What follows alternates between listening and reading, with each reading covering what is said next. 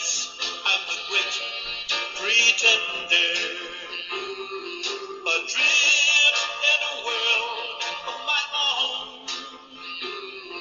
I play the game, but you more feel shame. You've left me to grieve all alone. Too real is this feeling of make-believe. Too real when I feel what my heart can conceal. Yes, I'm the great pretender, just laughing and gay like a clown.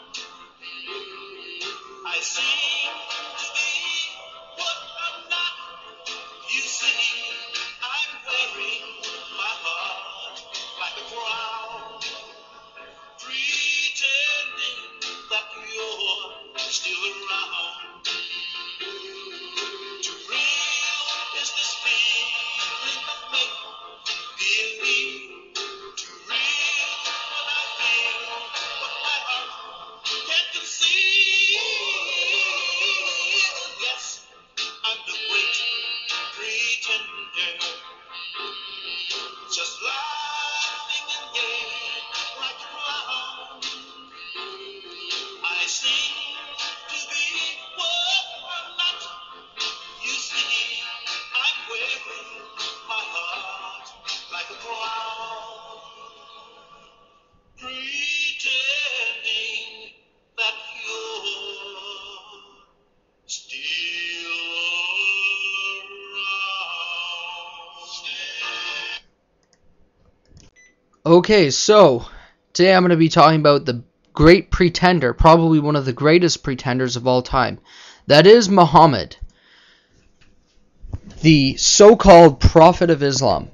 I'm going to say that there's three things that constitute somebody to be a prophet. Number one, he should be able to do prophecies. God should be able to reveal him mysteries of the future to sanctify his message. Number two, he should be able to do miracles if he can't do prophecies. If he's going to warn people about God, shouldn't he at least be able to do miracles to sanctify who he is? Shouldn't God give him the ability to do that? Or through him do that? Or number three, at least if he can't do prophecies or he can't do miracles, shouldn't he at least have a higher moral message or moral teaching for the people to follow to make him a prophet? So by going through these, let's see what the Quran has to say about this. In chapter 13 verse 7, the unbelievers say, "Why has a sign, ayatan, not been sent down upon him from his Lord?" The answer is, "Thou art only a warner and a guide to every people." That's Quran 13 and verse 7. Quran 7 verse 188, this is about the future. "Say, I do not control any benefit or harm for my own soul except as Allah pleases. And had I known the unseen, I would have made much of good, and no evil would have touched me. I am nothing but a warner and the giver of good news to people who believe." So, number one, he's saying, you know what? If I knew the future, I would only use it to benefit myself, first of all. But I don't. Quran chapter 6 and verse 50, "Say, I tell you that with me are the treasures of Allah. Oh, I tell you not that with me are the treasures of Allah, nor do I know what is hidden, nor do I tell you I am an angel, but I follow what is revealed to me. Say, can the blind be held equal to the seeing?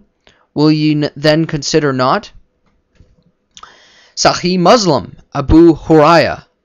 So here's, actually before I go there, I want to show you from Tafsir and Ibn Kathir why Allah refrained from doing miracles in Muhammad. It is probably one of the stupidest stories you will ever read and the biggest excuses you could find.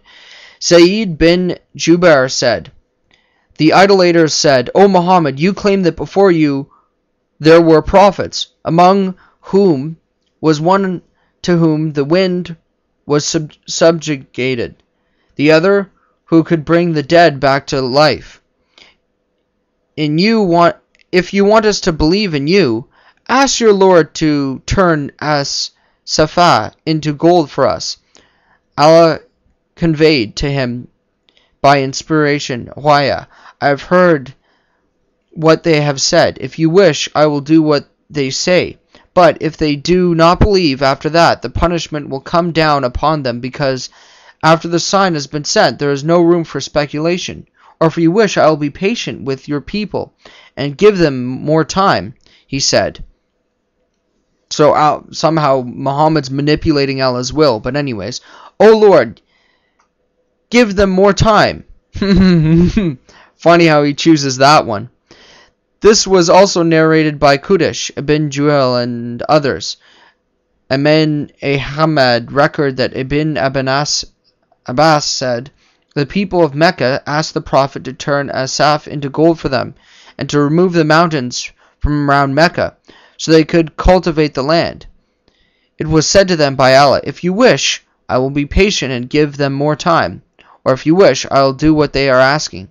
But if they then disbelieve, they will be destroyed, as the nations before them were destroyed, he said. No, be patient and give them more time, then Allah revealed. And nothing stops us from sending the ayat, but that the people of old denied them. And Nasi also reported this from the hadith of Jair. Ibn Ahmad recorded that Ibn Abbas said that Quraysh said to the Prophet, ask your Lord to turn Asaf into gold, and we will believe in you, he said. Will you really do that? They said, yes. So he asked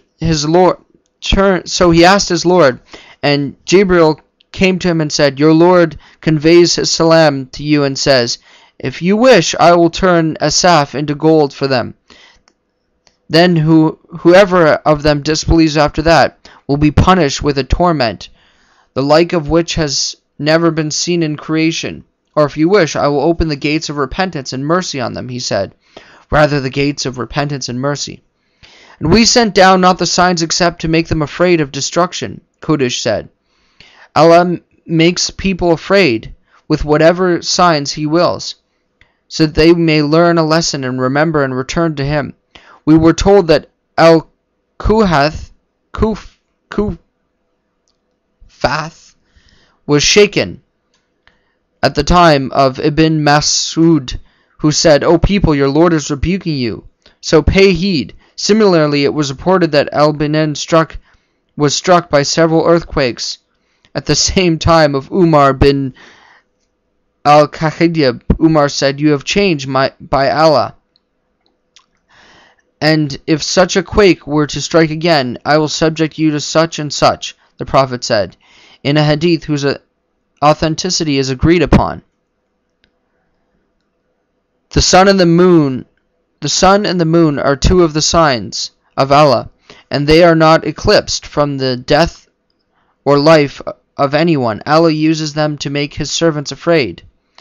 So if you see them, hasten to remember him, call on him, and seek his forgiveness. Then he said, oh, blah, blah, blah. Okay, so first of all, it's saying that the eclipse is a sign. Well, this is very false, because in the Quran it says that they each follow their own path, and they cannot overtake one another when talking about the sun and the moon. So that's false, because there's an eclipse. Number two, if you see he goes up and he says, well, you'll die if we give you these signs, because he couldn't do them. Number three, he said that they gave signs, but people before you didn't believe him. What a big fat lie this was. The Jews believe in all the signs of Moses that he did and escaped out of Egypt, and the Christians still today believe all the miracles that Christ did and all the miracles that the prophets did. So this is false in itself. And I'm out of time, so stay tuned for part 2.